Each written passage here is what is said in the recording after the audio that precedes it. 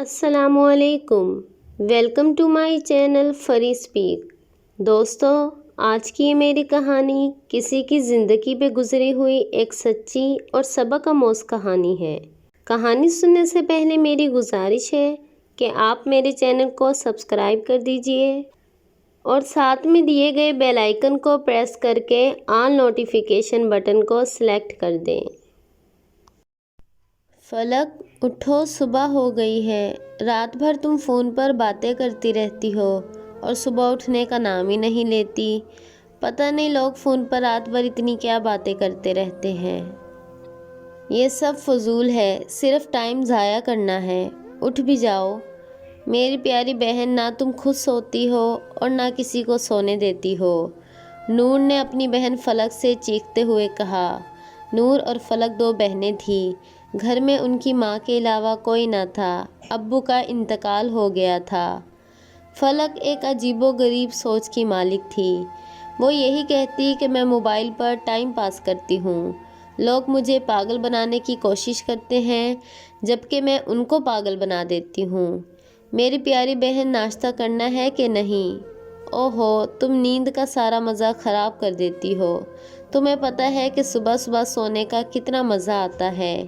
کاش تمہارا بھی کوئی بوائے فرینڈ ہوتا، تم بھی رات بھر اس سے باتیں کرتی، تمہارے ساتھ جینے مرنے کی قسم کھاتا، پھر زندگی کا کتنا مزہ ہوتا یار۔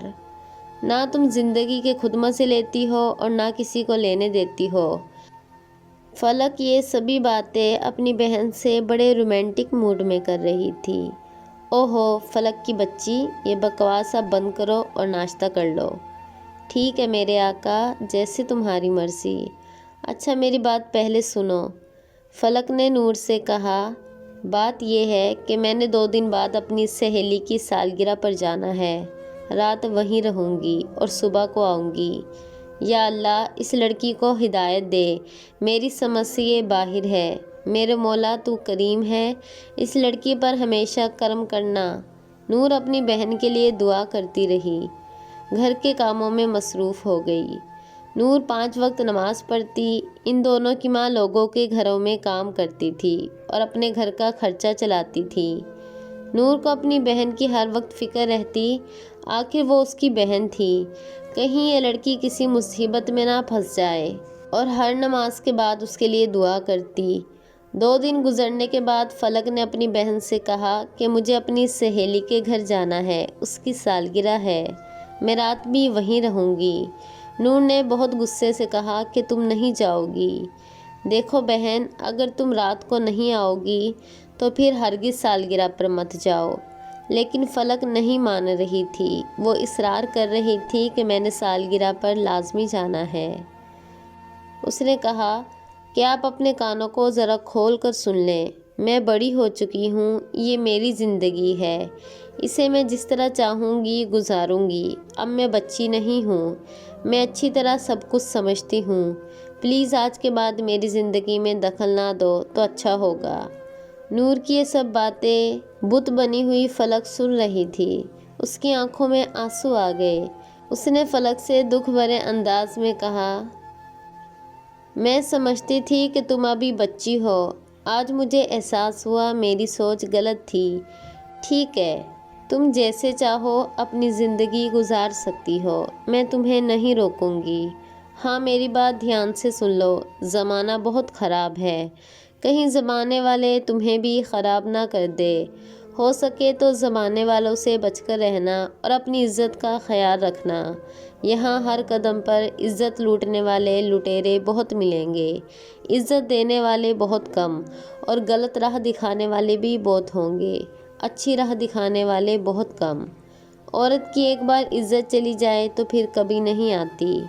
آج تم نے اچھا کیا جو مجھے احساس دلا دیا کہ اب تم بڑی ہو گئی ہو۔ انسان چاہے جتنا بھی بڑا ہو جائے، اپنے بڑوں سے بڑا نہیں ہو سکتا۔ اسے برے وقتوں میں اپنے بڑوں کی باتیں یاد آتی ہیں۔ اللہ کی تم پر ہمیشہ رحمت رہے اور زندگی میں کبھی کوئی دکھ تمہارے قریب نہ آئے۔ نور نے روتے ہوئے یہ سب باتیں اپنی بہن سے کی اور روتے ہوئے اپنے کمرے میں چلی گئی۔ فلک جہاں جانا چاہتی تھی وہاں جا چکی تھی۔ وہ کسی بگڑے ہوئے امیر زادے سے عشق کرتی تھی جو نہایت ہی آوارہ اور بد چلن قسم کا لڑکا تھا۔ اس کا یہی کام تھا کہ وہ موبائل پر معصوم لڑکیوں سے دوستی کرتا، ان کی عزت سے کھیلتا، ان معصوموں کے جسموں کو نوچتا، خوب پاگل بناتا اور چھوڑ دیتا۔ جس لڑکی کو بھی وہ اپنی ہوس کا نشانہ بناتا، کچھ دنوں بعد اسے بھول جاتا، ایسے بھولتا جیسے وہ کسی لڑکی کو جانتا ہی نہیں تھا۔ فلک کی کوئی سہیلی کی سالگرہ نہیں تھی، بلکہ یہ ایک ہوٹل میں اسی کے ساتھ رات گزارنے جا رہی تھی۔ فلک کو دیکھتے ہی وہ کہنے لگا، ارے بھائی اتنا لیٹ ہو گئی ہو، خیر تو ہے؟ امی نے تو نہیں روک لیا؟ فلک بولی، نہیں ایسی کوئی بات نہیں، بس راستے میں کچھ دیر ہو گئی تھی۔ اور پھر وہی ہوا، ایک بیوقوف لڑکی کو ایک چلاک لڑکے نے بیوقوف بنا دیا۔ اس درندے کی تو پہلے سے ہی یہی سوچ تھی، اور پھر اس نے ایک اور معصوم پھول کو مسل دیا اور اپنی ہوس کا نشانہ بنا لیا۔ انسان اپنے نفس کی خاطر کتنا گر جاتا ہے کہ اسے اللہ بھی یاد نہیں رہتا۔ اور رات اس کے ساتھ گزارنے کے بعد وہ صبح اپنے گھر چلی گئی، جہاں اس کی بہن بہت پریشان تھی۔ فلک گھر جاتے ہی اپنی نظریں جھکا رہی تھی اور اس کا ضمیر اسے ملامت کر رہا تھا۔ نور جو باہر سے بہت غصہ تھی لیکن اندر سے اس سے محبت کرتی تھی، نور اپنی بہن کی یہ حالت دیکھ کر بہت غمزدہ ہو گئی۔ وہ موم کی طرح پگھل گئی، اندر سے بہن کی محبت جاگ اٹھی تھی۔ فلک اپنے کمرے میں چلی گئی، وہ بھی اس کے پیچھے ہی کمرے میں داخل ہوئی۔ وہ ابھی بیٹھی ہی تھی، نور کہنے لگی کہ میں تمہاری زندگی میں دخل تو نہیں دینا چاہتی، مگر یہ ضرور پوچھوں گی کہ یہ سلسلہ کب تک چلے گا؟ تمہیں پتہ ہے ماں بیمار ہو گئی ہے اور آج وہ بستر پر پڑی ہے۔ ہمارا اس دنیا میں کوئی نہیں سوائے ہماری ماں کے، ہمارا کوئی بھائی بھی نہیں۔ اب تم اچھی طرح سوچ لینا، میں تم سے کچھ اور نہیں کہنا چاہتی۔ اب تم تھک گئی ہوگی، آرام کرو۔ وہ کمرے سے نکل کر سیدھا ماں کے کمرے میں چلی گئی۔ ماں بستر پر پڑی تھی، اپنی زندگی کے دن پورے کر رہی تھی۔ اس نے روتے ہوئے ماں سے کہا، دیکھو ماں، اب آپ کی بیٹی بڑی ہو گئی ہے اور اپنی زندگی کے فیصلے خود کرنے لگی ہے۔ کاش آپ اسے سمجھاتی، آج ہمیں آپ کی ضرورت ہے۔ میں اپنا درد کہاں جا کر بیان کروں گی؟ بتائیں کون سنے گا آپ کے سوا؟ ماں، آپ کے سوا میں کسی اور سے باتیں نہیں کرتی۔ اپنی ماں سے باتیں کرتے ہوئے اسے ایسا لگ رہا تھا جیسے وہ دیواروں سے باتیں کر رہی ہے، کیونکہ اس کی ماں اب بولنے سے قاصر تھی۔ وہ بیماری کی وجہ سے بول نہیں سکتی تھی۔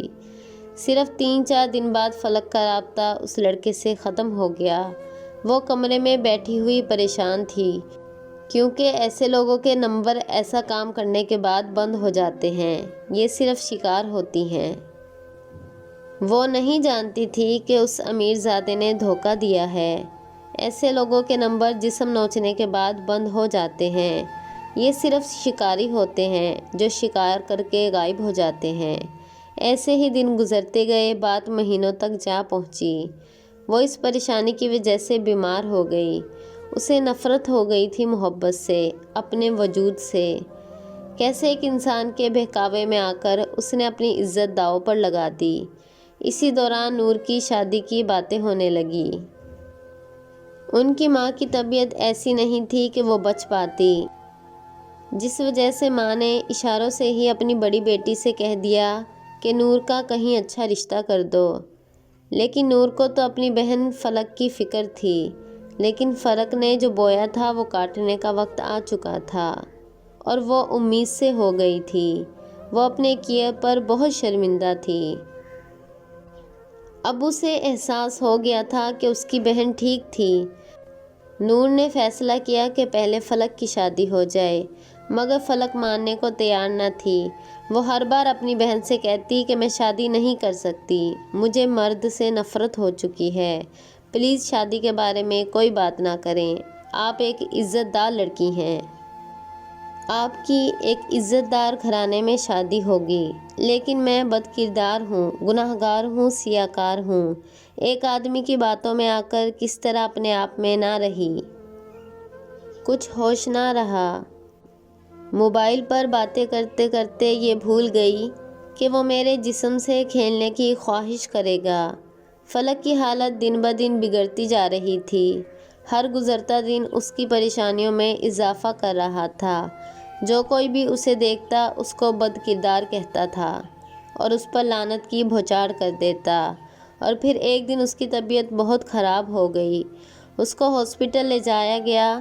ڈاکٹر نے کہا کہ ہم اس کی زندگی نہیں بچا سکتے، اب آپ اس لڑکی کے لیے دعا کریں۔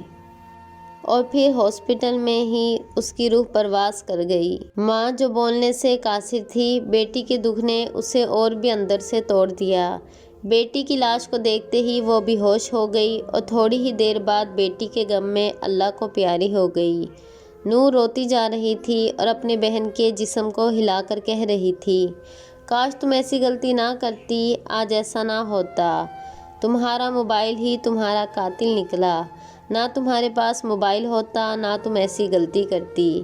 اسی موبائل کے ذریعے تم جس محبوب تک پہنچی، وہ تمہارے جسم کو نوچ کر چلا گیا، تم کو داغ لگا کر چلا گیا اور آج تم ہم سے بہت دور چلی گئی ہو۔ دوستو، امید ہے آپ کو ہماری کہانی پسند آئی ہوگی۔ آپ بھی اپنی قیمتی رائے کا اظہار کمنٹ سیکشن میں ضرور دیجیے گا۔